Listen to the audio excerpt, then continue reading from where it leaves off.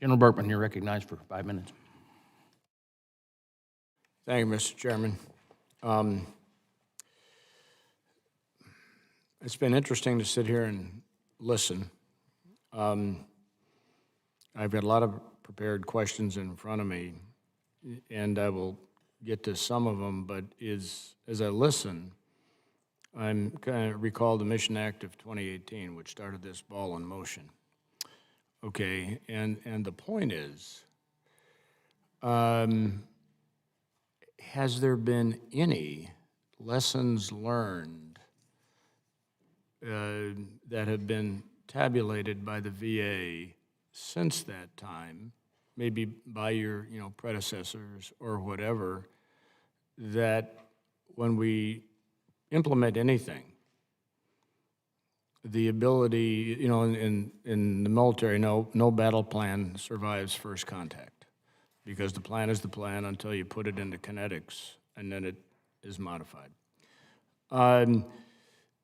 So we could talk for hours, and maybe the time is right now. As a follow-on, I would suggest to have a closed meeting with our committee where there's no cameras, just to really get, because you can't cover this, and a dialogue that involves honesty. But is there anything that has appeared to you that has become redundant, that is necessary?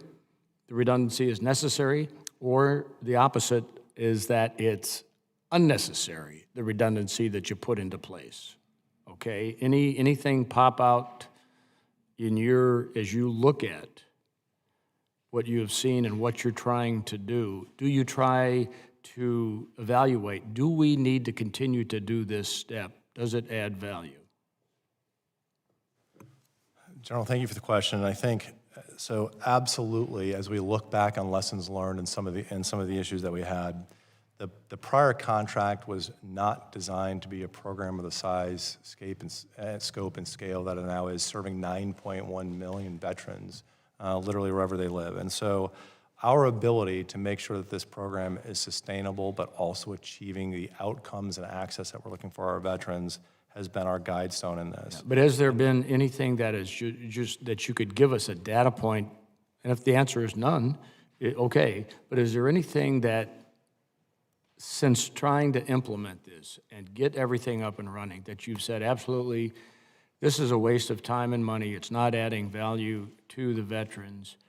Has there been any list of things so that people could say, well, didn't see that coming, but okay, it makes sense? I think as a committee, we want to hear confidence in your ability at the Veterans Administration to create this and to keep it going, to make the necessary change, to stop doing stuff and not let bureaucrats and contracts that, a reason to not do something that deep down. But that's a unit, that's in the military, it's within the unit to make changes that they see because they're right in the middle of the fight. Representative, so 3 things. 1, this program has been unmanaged since its inception. So none of the tools, none of the controls that we are talking about and introducing here have been available for. So VA had no ability to manage this program, to drive quality, to focus on the outcomes for veterans, to focus on cost. We've now got the ability to do that in this contract. So that's number 1. Number 2, the way we designed this unmanaged program made it very difficult for industry to partner with us. It made it very difficult for community providers to serve our veterans. It made it difficult for our TPAs because it didn't operate like any other payer program, which made it one-off anomalies. That made it difficult to be part of this. And then thirdly, and I think most importantly, and this is the one that VA owns, that we are working on together, is our program management for this was not built to run a payer program. We are focused. The program design is what we're talking about. I hate to cut you short because my time's running. So I would suggest to you that under Secretary Collins' leadership, we've seen the reorganization of the VISNs and how they're set up. What I would like to see is in that the already existing and announced VISN reorganization plan, how that will affect, or maybe no effect on your ability to do what you're tasked to do. With that, I yield back.